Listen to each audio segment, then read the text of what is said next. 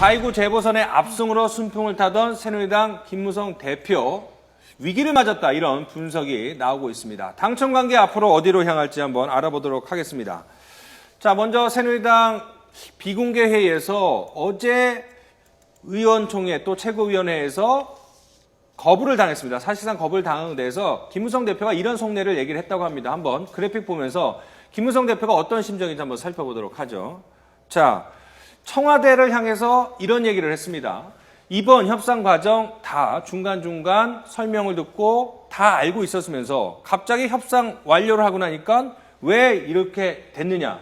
결국은 김무성 대표의 인식은 어제 의원총회나 최고위원회의에서 거부당한 이유는 일부 아니면 일부 의원들 아니면 친박계에서 청와대와 같은 생각 때문에 반대를 했다. 이렇게 생각을 갖고 있는 것 같아요.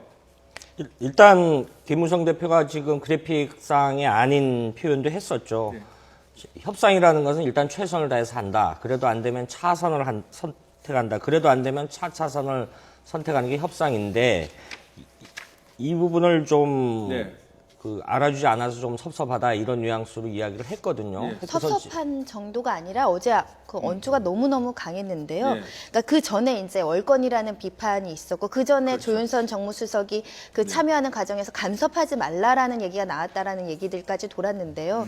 이제 청와대에서 이제 이거에 대해서 굉장히 강하게 거부하다 보고 그것 때문에 친박 의원들이 굉장히 강하게 이것을 반대하는 사태에 직면하니까 굉장히 언짢은 초로 제대로 알고 얘기하는 거냐라는 얘기까지 나올 정도로 그 굉장히 당청 갈등이 굉장히 악화될 조짐이 보였습니다. 그럼 개파 갈등이 다시 또 불거지기 시작하는 건가요? 현재로서는 지금 김무성 대표의 이런 어떤 김무성 대표뿐만이 아니라 유승민 대표의 이런 그 합의 과정에 대해서 뭐라고 얘기를 했냐면 원내 지도부의 총체적 전략 부재라는 정도까지 비판을 가세했기 때문에 한동안은 이 갈등 상황이 계속 지속될 것으로 보입니다. 네.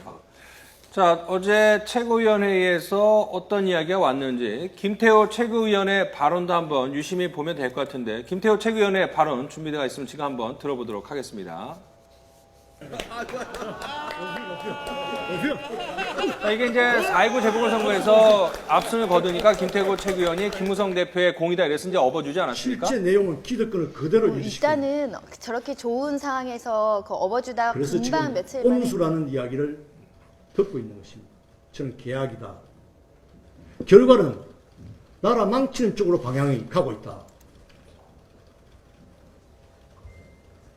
우리가 50% 안에 대해서 합의해 준 바 없다고 이야기하지만은 이것은 변명입니다. 고백해야 됩니다.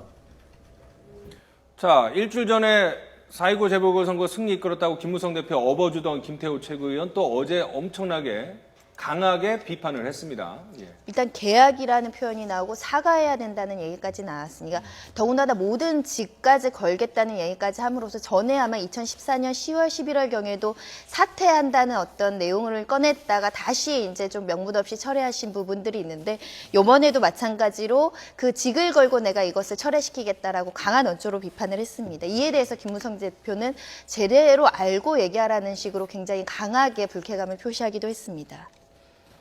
자, 김주환 네. 정치기자 전문기자는 어떻게 보십니까? 앞으로 당청 관계 다시 봉합이 될지 아니면 이번 갈등 증폭으로 상당 기간 삐걱거릴 수밖에 없을지 어떻게 보세요? 봉합적으로 아무래도 가닥을 잡겠죠. 왜냐하면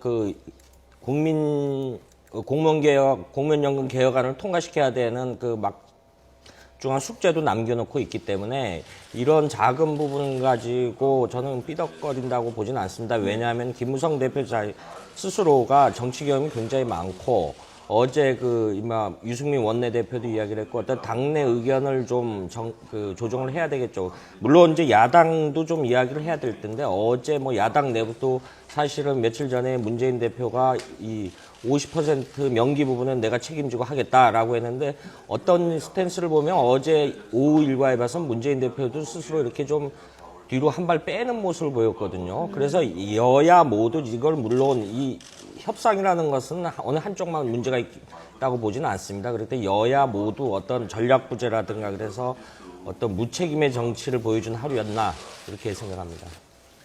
그래서 일부 오늘 기사들을 보니까는 무능, 무책임 이런 비판이 나오고 있는데 정치권 분명히 그런 비판들을 받아들일 수밖에 없는 것이 어제 여의도 국회 상황이었던 것 같습니다. 자, 관련해서 여러 가지 후폭풍이나 또 국민 생활에 영향을 미치는 법안들 처리되지 못했기 때문에 국민들도 어떻게 보면 피해를 봤다 이렇게 정리할 수 있을 것 같은데